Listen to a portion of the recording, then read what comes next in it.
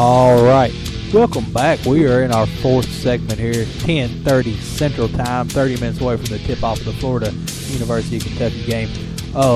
Keeping it in the basketball realm, we were talking about NBA and the Showtime Lakers and Michael Jordan and how he compares to LeBron. And this is the longest intro in history. I thought is maybe it still going? It's cutting off. All right. What did I do? Did I just start talking too soon? A little bit early there. I thought I listened to it for Shake it off. anyway. Yeah, I should have rapped it or sang it maybe. Can we get a poll update before we go back? Poll update: 100% take Brett Favre. They take the jolly old elf himself over the crazy Bryce Harper. Yeah, here's the thing. Also, Brett Favre might have had a few beers. Yeah, Bryce Harper's not drinking any beer. probably been in some fights too, I'd imagine. Clown question, bro. I wish can we get do we have that clip somewhere? I just want to play Bryce Harper saying clown question, bro. No. We're too low tech, low budget. We need to, if somebody wants to donate some money to the show, we could get into some more high tech equipment. We could be playing sounds like that. Anyway, moving back to what we were talking about, Michael Jordan and his 40-point games, and LeBron only having his 9 40-point games. We know LeBron got his first 60-point game, which kind of shocked me. I mean, I thought he would have had one just because he's. And then I looked at all the times Wilt Chamberlain scored 60 points. You know how many times it was? No. 32. But you want to know something else? You know how many times he scored 60 points in back-to-back games? How many? 11. Wow. So 22 of those came in back-to-back games. Wow. Now that was the stat that shocked me. That is impressive. It's like I mean, I know he scored pretty much all the points for his team, but yes. But what I was saying was that LeBron just doesn't go to that level that Michael Jordan goes at. He does to a point. He has a level that's better than anything we have in the NBA right now. Agreed. I don't think he can get. This is something I heard Colin Cowherd say one time. He called it sweat beads, Jordan. When he would go and he'd get the sweat beads on the top of his head, and it's like his eyes would burn through the floor. I mean, when Michael Jordan stared you down at the end of the game, when Michael Jordan hit the three to win the game when he had the flu, it's probably the most iconic Jordan shot of all time. The one we all try in our backyards on our basketball goals, fading away. Shot over the Cavaliers, big from shot left too. to right, yeah. over the biggest guy on the court. Yeah. With time expiring to win the game.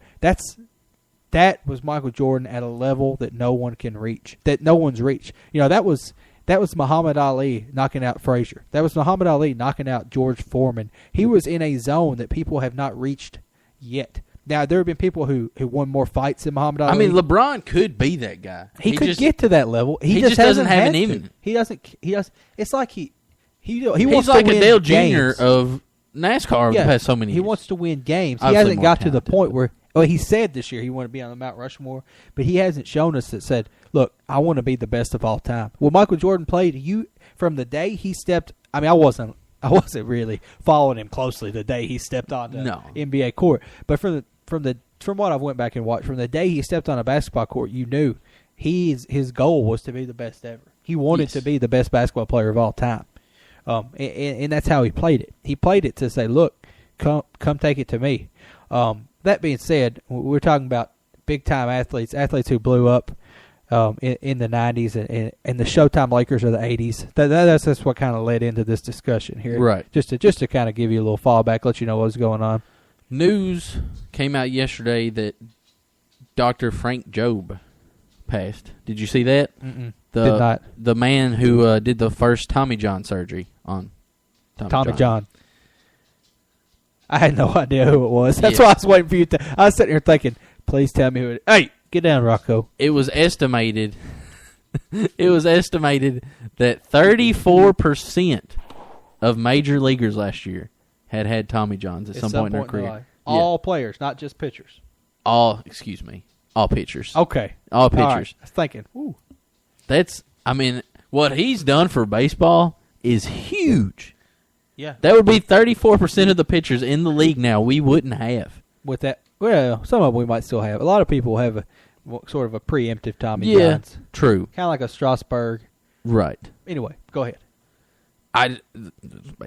Just what he's done for the game. I mean, as far as what he's done for the game, he's got to be a top 10 contributor as far as that goes. Right. If I hate using the word civilian, but I don't know what to use. But as far as a civilian contributor, he's probably the he's biggest number one, right? But I mean, like Vin Scully, right, top 10. Him top 10. Yankees owner that's dead now. Top 10. Come on, what's his name? Steinbrenner. Yes, top 10. So I was hoping. I didn't know how much older you were trying to go. Right. Okay. I mean, as far as contributing to baseball, he's a top 10 guy. Yeah. Oh yeah. Baseball as a whole. Yes. Right. I agree. Staying with baseball. and staying with our theme of big time yesteryear players. Yes. Ken Griffey Jr. had an interview this week with Linda Cohn. I want to play it now just so everybody can feel the same pain that I felt as I was watching it. Brings back great memories. I used to cover this guy when I worked in Seattle before coming to ESPN. So pleased to be joined by 13-time Major League Baseball All-Star Ken Griffey Jr., who is here on SportsCenter Live on behalf of Upper Deck, which is celebrating its 25th anniversary. How you doing, Ken? Hey, how are you? Great. Growing up, you had a big baseball card collection. Did you have a favorite? Yeah, one. My dad. Just one. Dad, of course. Besides your dad, I want to pause here for just a second because we're talking about him trying to sell baseball cards. Right. This is for Upper Deck's 25th anniversary. Is why we was doing this. Sorry, I've blasted TJ's headphones here. All right. He's trying to sell baseball cards here. Right. She asked, what is your favorite baseball card? One. My dad. Yeah. Don't try to, I mean, the object here isn't to try to say, well, I have a lot of favorite baseball cards as a kid, trying to get more kids to buy baseball cards. Yeah. No, just one. But as a kid, I did have the 1989 Ken Griffey Jr., Ken Griffey Sr. split card. I mean, I didn't buy it in 1989, but I acquired it later in life. But I did have the card with him and his dad on it. His rookie year, his dad's last year. Pretty cool. Might be going down in value now. Yeah. But we continue. But for those of you just listen, nobody can see it. You're just hearing the audio here. His facial expression is kind of like this. Yeah, for a guy who is known for his smile and being so he enthusiastic. Wants to be remembered as a guy with a big smile. And here, even in the field, you'd always see him with the eye black on and a big smile. And now he's got on a white Nike visor, pulled low, covering his eyes. It's kind of like this look right here. He's looking a little fatter than we've seen him in a while, and he just looks dead. But we'll proceed with the interview. Somebody else? Nope. All right. Didn't know anybody else. Yeah, and I mean, you're one of the best at going into that home plate hard. You were one of the best. I want to pause one more time. She asked him if there was anybody else. And he said, I didn't know anybody else. For a kid that was in a baseball clubhouse with his dad. And he said, and the reason he's doing this is because reportedly had a huge baseball card collection. I mean, like a huge baseball card collection as a kid. Yeah, that's why they picked him. Because he had a big baseball card collection as his kid. His dad got him a lot of baseball cards. And you assume, not only did he know everybody in the league, he got to meet everybody in the league as a kid. A lot of big players. Right. Continuing. At that. Before we let you go, Ken, we know you've been doing a ton of interviews for Upper Deck. We have a few Twitter questions for you. This from Derby at Home Run Derby. Which young outfielder do you see today most resembles your playing style? McCutchen. Just McCutchen. Andrew McCutchen. No first name. That's a good one. No explanation. Here's another one. No Who haircut. do you think is the best player in Major League Baseball right now? All-around best player. McCutchen. You guys both We got a smile. Not even a real smile. Just like, yeah. And looking back on your career, she does such a good job with it, though. What do you think will be remembered for far above all else? Smile. That's a good thing. I'm going to let you go with that. That smile. All right. He wanted to right here. Thanks for joining us on SportsCenter. Good luck the rest of the way. That is so painful to watch. Yeah, she did a great job. And at the end, he started to loosen up. his logic was, now I've read his statement. And we have him on Twitter. Y'all might have him on Twitter too. But he said, I had a coughing attack right before I went on. My throat was hurting. I didn't feel good. I'm sorry. Linda Cohn has always been a great reporter and always took care of me and my family. But apparently he had a coughing attack and just couldn't talk very well. She kind of went after him after the interview. Yeah, on she Twitter tweeted. too. Yeah, she had a big Twitter. She was basically like, Upper Deck might want to find a better rep. And I can't really blame her after him doing that. Yeah, I don't know what was deal because even in the years when he was hurt and wasn't playing, he was a jubilant person. He would come out, and but I mean, everybody has a bad day. Well, then we saw where he started falling asleep in the Mariners dugout once he got traded back to there. So he was tired. I mean, I love Ken Griffey Jr., my favorite player growing up, but geez Louise. Shows a little enthusiasm. Yeah, I loved baseball cards too. Welcome to the TD show. Yeah. McCutcheon. Today we'll talk McCutcheon. McCutcheon. Baseball card. Got my dad's. Smile. McCutcheon. Well, I just like how I said McCutcheon. Right. No, McCutcheon. He's a great center fielder. Works hard. All around great player. Steals 5-tool bases. guy. Nope. Exuberant personality. McCutcheon. Just McCutcheon. I wish we could cut that, but we don't. Like I said, we don't have any technology here. But if I could get a button and I could hit clown question, bro, and then I could have another button that says McCutcheon, clown question, bro. I would have never. That would be good. I would have never seen that out of Junior before. No. I mean, a lot of people have been anxiously awaiting him to come back on TV, and we wanted to see his face again, see what he was up to. So, I don't know. Things happen. Had a bad day. He had a coughing attack. Let's cut him some slack. Talking about another superstar that's still in the game and had a kind of a bad day. Pujols. He was asked the question. I read this before you even talked to me about it. I wanted to get on this. I mean, it's a question that you probably shouldn't be asking him. Are you motivated to put up the same numbers as Mike Trout? To which he responds, can you imagine someone saying that to me? I felt like saying, come on, are you serious? Are you really asking me that? Check out my numbers. I know what Mike Trout has done in his first 2 years is pretty special. But when you look at my numbers, what I've been doing for almost 14 years, he continues, the only guy in baseball who can match the numbers I've put up is Barry Bonds. And someone is actually asking me if I can put up numbers like Mike Trout. Are you freaking kidding me? He's a great kid who is always wants to learn and be humble. But if it takes someone comparing me to Mike Trout to motivate me, it's time for me to get out of the game. He might want to take a lesson in the humble department. It might be time for him to get out of the game. Here's the thing. If it was somebody on another team, I'd be right on board with you. Have at it. It's your teammate. Exactly. And it's kind of your, for the way that they play it, the way that they sell it, it's like his protege. Yeah. He's going to be the face of Major League Baseball, whereas Pujols was that guy. Him and Jeter were the face of Major League Baseball for the past 5-6 years, and Trout is going to be the face of baseball. He's the past. Now they're completely different players. Right. Trout is a fast guy, a get on base and steal base kind of guy. If there's ever been a 5-tool player, he's it. Yeah, and Pujols is a 1.5-tool player. Right. I mean, I know you're Albert Pujols, and I know it's a ridiculous question, but just say, Trout's a great player.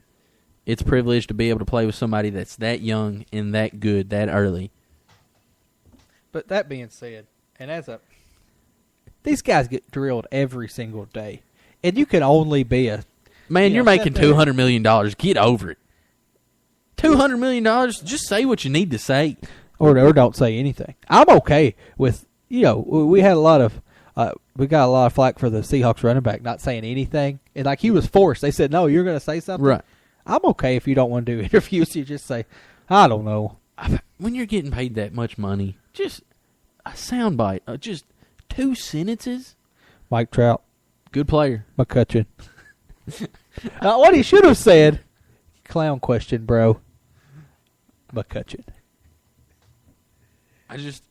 How many times can I say that before the show's over? A lot. But, I mean, would it really have been that hard for him to sit there and say? I agree. I don't know why he said it. If it's any other team. Have you read any response from Mike Trout? Because I haven't heard any. No. And I don't think we will. I don't think If we'll we hear anything do, out of Mike I think Trout. it'll be what he needs to say, just like what Pujols should have said. If Mike Trout will come out, and if he comes out, he will say something like, Pujols is a living legend. I hope that in 12 someday years that I have Yeah. the numbers that he has for my career.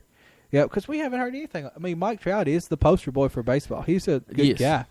And It seems to be. I mean, I thought Brian Right. Braun was a good guy up until last year. it just seems like if it's a player on any other team, you hammer away.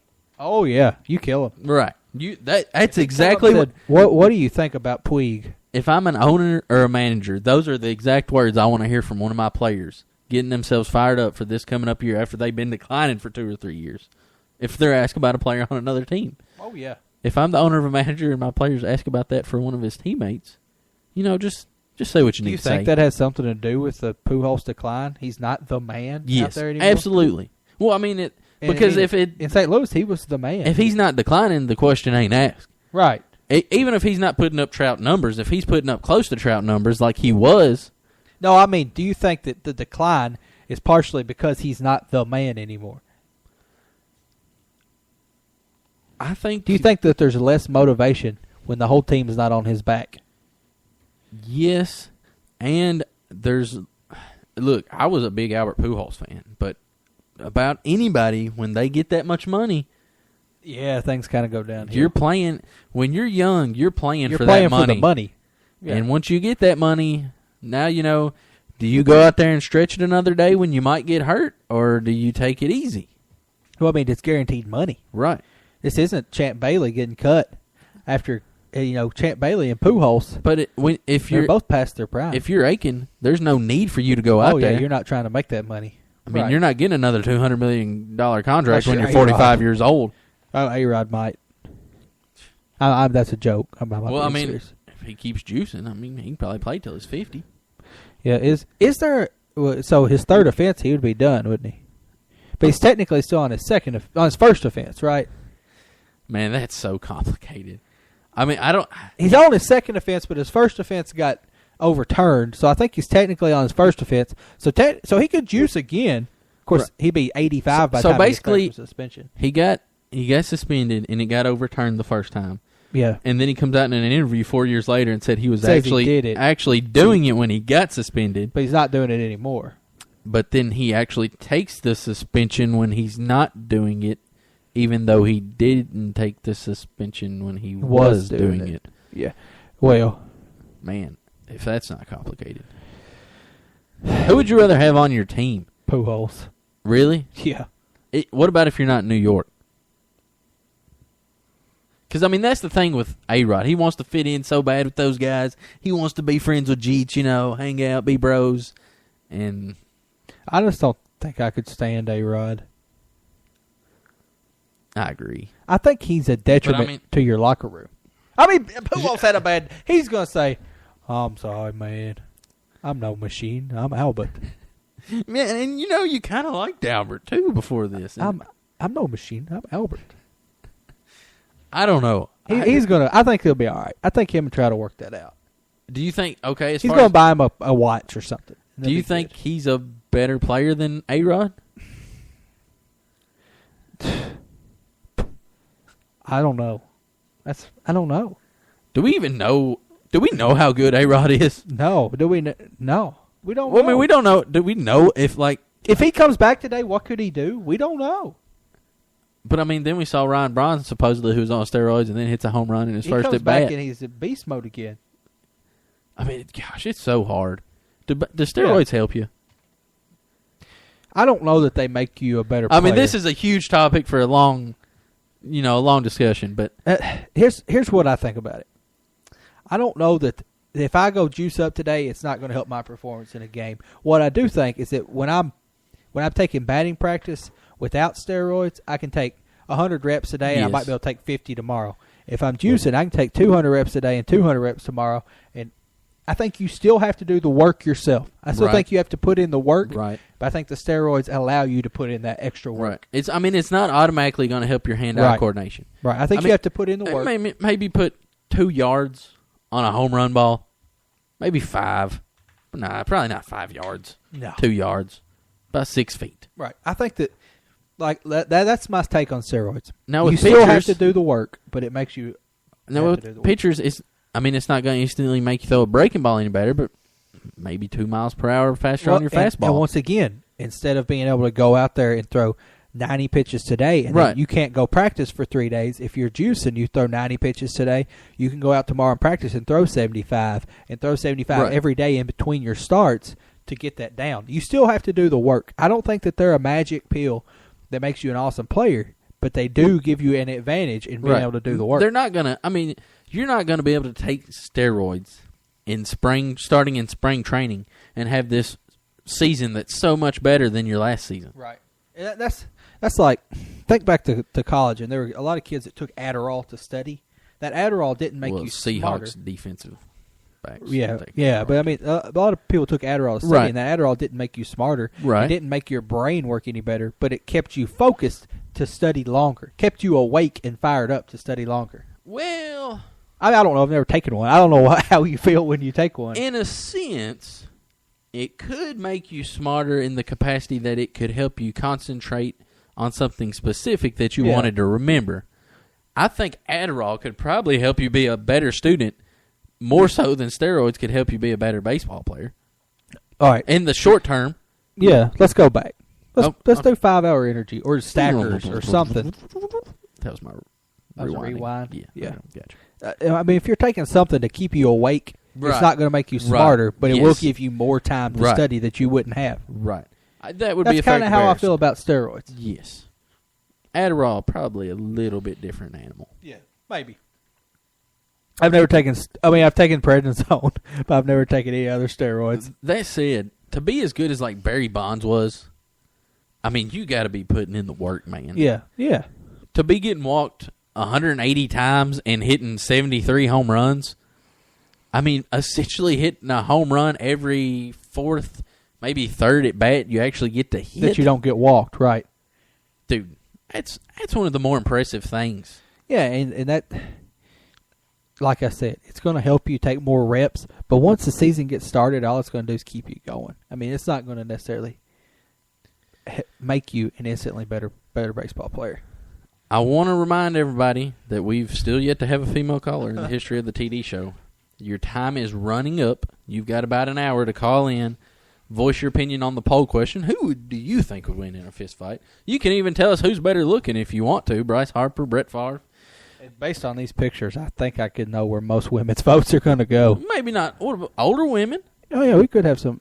Mary Lou Feast, if you're listening this morning, I know Hey, you listen to us occasionally. Older Give us women a call in. are beautiful lovers. I believe you. Here's to you, Mrs. Robinson. But seriously, if you're a woman, you're listening to the show, call in, give us a woman perspective. We'll get you a T-shirt next week.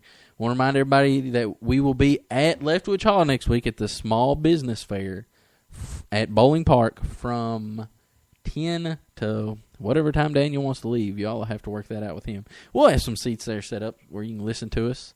You can get in on the show. We'll might have some hot dogs or something. I'm telling you. Hey, that's how we're going to make money to finance this puppy right there is with the hot dogs. Hot dogs. Maybe. And they might just get cold and nobody eat any hot dogs. But especially if they're $8 a piece. I can't imagine there's going to I be might much even demand bring for some $8. Hormel chili, and we might just drizzle some chili on them suckers. I might What even about bring some Skyline? cheese. I'm not going to get any Skyline chili by next Saturday. I'm sorry. You can get it at Walmart. I don't know. The cinnamon chili is just not really my thing. Well, I just thought you could have options there. Yeah. If you want people to I pay like this- $8, you should probably have different varieties. Yeah, it's probably put some gold in my hot dog. We'll be back here in about 5 minutes. We'll start back with the start of the UK game. Remember to refresh your browser if you're listening to us on Spreaker or on the TD Show live feed.